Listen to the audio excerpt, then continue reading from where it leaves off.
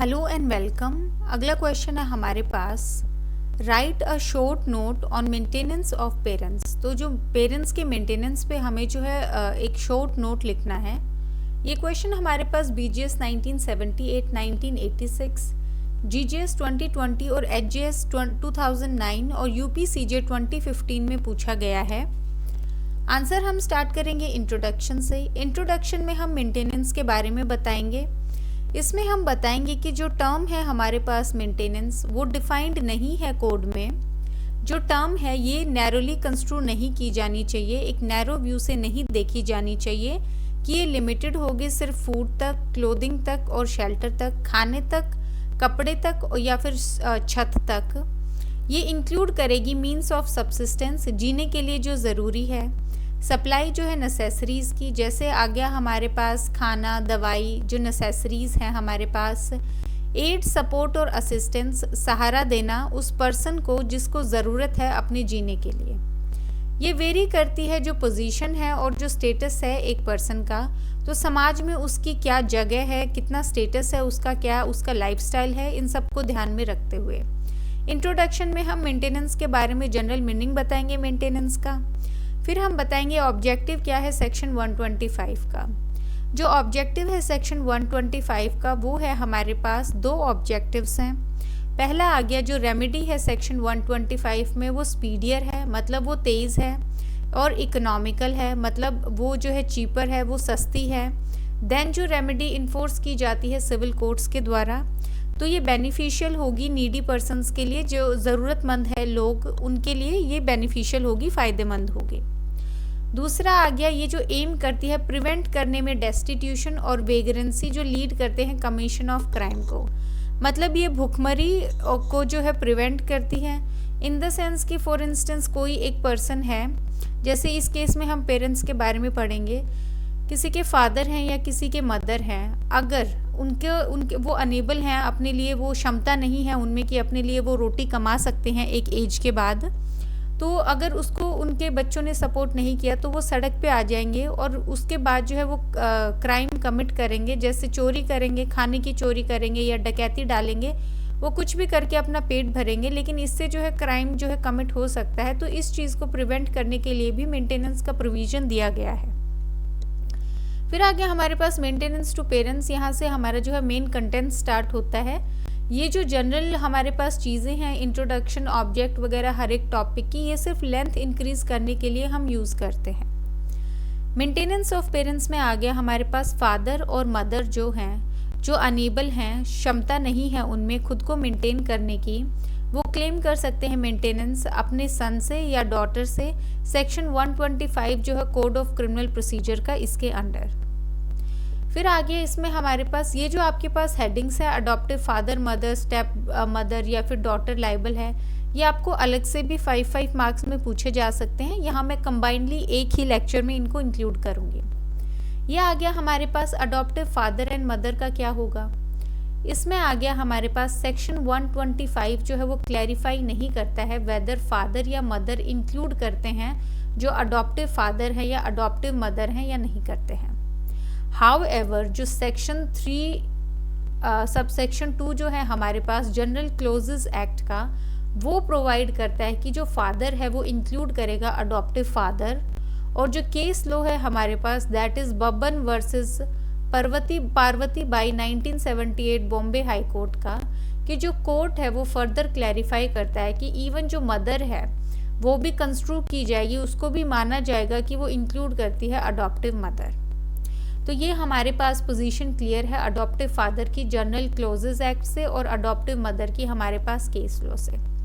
एक जनरल सी चीज़ है जो आपको ध्यान रखनी ज़रूरी है जब आप क्वेश्चन अटैम्प्ट करते हैं या फिर आंसर अटैम्प्ट करते हैं, वो मैं यही डिस्कस कर देती हूँ। कोई भी अगर आप इंट्रो कर रहे हैं या कोई भी आप हेडिंग कर रहे हैं या डेफिनेशन बता रहे हैं आप किसी भी चीज़ की, तो उसमें एक चीज़ ध्यान रखनी ज़रूरी है। पहला जो प्रायोरिटी होगा वो हमेशा उस प्रोविज़न को होगा जिसकी आप जिस सब्जेक्ट की या जिस एक्ट की या जिस कोड की आप बात कर रहे हैं। अगर उसमें उस चीज़ की डेफिनेशन नहीं दी गई है तो दूसरी चीज़ होगी हमारे पास, वो किसी दूसरे लॉ में प्रोवाइडेड है तो हम उसकी बात करेंगे, तीसरा आ गया, अगर वो वहाँ भी प्रोवाइडेड नहीं है तो वो किस केस लॉ में जो है प्रोवाइडेड है। ये 3 स्टेप्स जो है ये हमें ध्यान रखने बहुत ज़रूरी हैं जब हम किसी भी चीज़ को लॉ में जो है डिफाइन करते हैं कि प्रोविज़न, हमने किस प्रोविज़न को जो है प्रायोरिटी देनी है।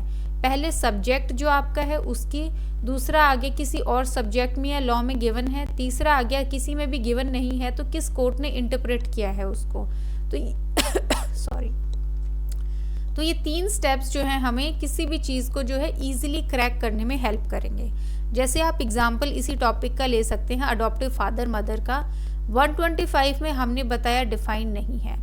कोई और एक्ट जो कि हमारे पास जनरल क्लॉजेज एक्ट है उसने एक चीज़ डिफाइन की, इसके बाद जो तीसरा जो मदर का था वो हमें किसी केस लॉ ने डिफाइन किया। तो आपके जो तीनों स्टेप्स हैं यहाँ पे कवर हो गए हैं। फिर आ गया हमारे पास नेक्स्ट स्टेप मदर। सेक्शन 125 जो है वो इंक्लूड नहीं करता है स्टेप मदर को जब तक कि वो एक चाइल्डलेस विडो नहीं है, मतलब वो विधवा है। विधवा का मतलब है उनके हस्बैंड नहीं है, चाइल्डलेस मतलब कोई संतान नहीं है, तो निसंतान है वो, तो निसंतान है तो उनके कोई संतान नहीं है, प्लस उनके हस्बैंड भी नहीं है तो उनको मेंटेन करने वाला कोई नहीं है, या फिर उनके हस्बैंड जो है वो इनकेपेबल है मेंटेन करने के लिए उनको, और उनके पास कोई भी नेचुरल अपना जो सन या डॉटर नहीं है। तो यहाँ पे भी हस्बैंड केपेबल नहीं है और कोई सन और डॉटर नहीं है तो वो किसी पे भी रिलाई अपॉन नहीं हो सकते हैं। तो ये जो है स्टेप मदर इंक्लूड नहीं करेगा, बट ये जो 2 एक्सेप्शनल कंडीशंस हैं इनमें मेंटेनेंस ले सकती हैं स्टेप मदर। ये हेल्ड किया गया है हमारे पास केस लॉ में Kirtikant D Vadodaraya versus state of Gujarat 1996। आप स्टेप मदर वाला पॉइंट जो है बहुत अच्छे से कवर करेंगे, बहुत बारी आपको क्वेश्चन में 5 मार्कर या 10 मार्कर में पूछा जाता है। फिर आ गया हमारे पास डॉटर जो है वो लाइबल होगी मेंटेन करने के लिए अपने पेरेंट्स को। अगेन आपको 5 मार्कर में पूछा जाता है, इस पर डबल स्टार मार्क कर लीजिए। 5 और 10 मार्कर में आपको यहीं से क्वेश्चन आता है। केस लॉ आप अच्छे से याद रखेंगे, ये प्री में भी पूछा जाता है।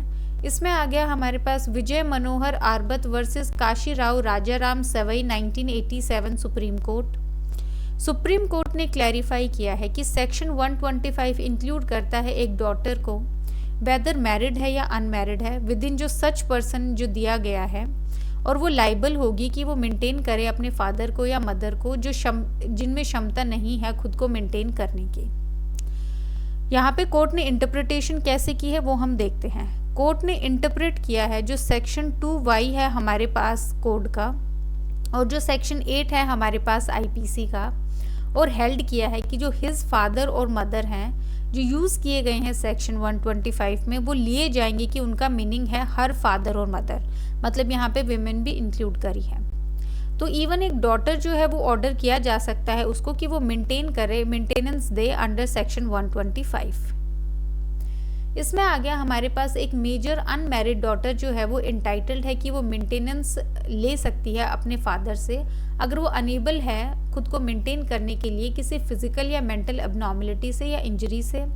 लेकिन एक मेजर मैरिड डॉटर जो है अटेन करने के बाद मेजॉरिटी किसी भी केस में क्लेम नहीं कर सकती है मेंटेनेंस फ्रॉम हर फादर।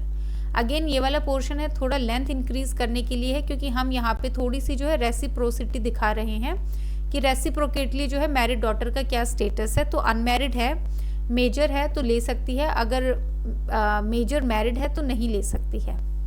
फिर आ गया कंक्लूजन हमारे पास। जो मजिस्ट्रेट हैं फर्स्ट क्लास के वो एम्पावर्ड हैं कि वो ऑर्डर करेंगे एक पर्सन को कि वो मंथली अलाउंस दे मेंटेनेंस के लिए।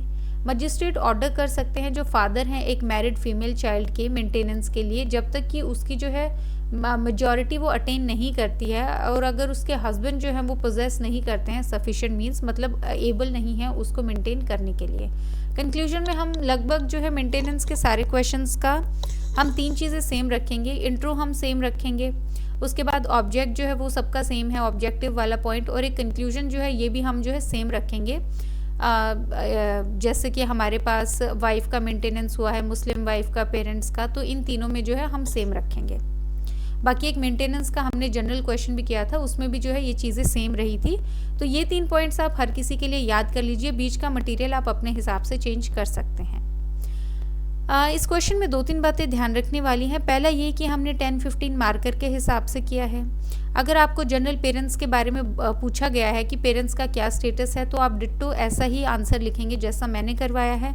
अदरवाइज़ आपको अलग से पूछा गया है अडॉप्टिव फादर, अडॉप्टिव मदर के बारे में, स्टेप मदर के बारे में, डॉटर लायबल है या नहीं है, तो इनके लिए आप जो है जैसे डॉटर के बारे में पूछा है तो आप इंट्रो सेम रखेंगे, ऑब्जेक्ट सेम रखेंगे। उसके बाद जनरल बताएंगे पेरेंट्स का कि सेक्शन 125 में गिवन है कि मेंटेन करना है उनको।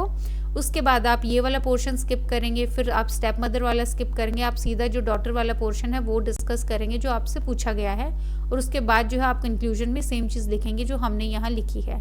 तो आप ऐसे जो है ये स्पेसिफिक वाला जो है आप ऐसे जो है अटेम्प्ट करेंगे। बाकी जो है इस क्वेश्चन में हमने सब कुछ इंक्लूड कर लिया है। So thank you.